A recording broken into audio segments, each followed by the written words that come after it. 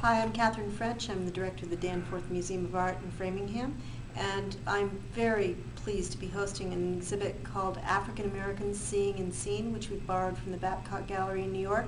This painting right here is a perfect example of some of the work that you might see in the show.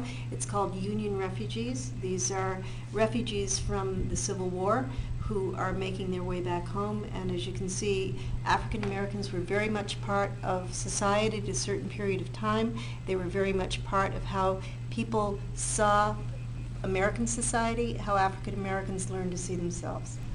One of the very earliest pieces in the show is a drawing by John Singleton Copley, and visitors to the Museum of Fine Arts in Boston will have recognized the image as a preliminary drawing for Watson and the Shark.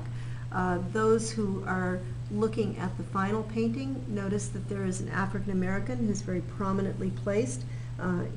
He's at the top of the scene. He's behind the main figure who's got a harpoon ready to spear the shark. However, if you look at the drawing, that figure is missing.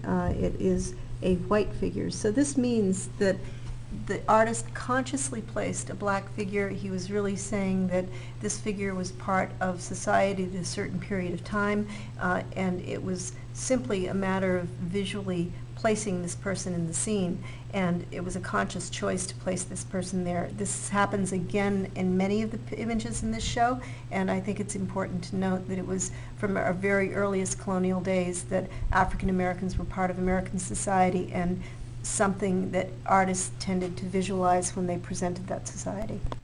One of the most sensitive portraits in the show is this portrait of Barber. As you can see, this is an individual. He's very lovingly depicted, very sensitively drawn. The holding in his hands are the tools of his trade. So this is a very proud working person who has the tools of his trade in hand, and this painting was done in the 1830s. It's a very, very early piece, and so I think that it's a very good example of the kind of work that was being done very early on, portraying African Americans in American life. Hi, visitors to the museum here at the Danforth Museum of Art in Framingham will be well acquainted with Meta Warwick Fuller's work. Meta Warwick Fuller was an African American sculptor who worked and lived in Framingham for the last 60 years of her life.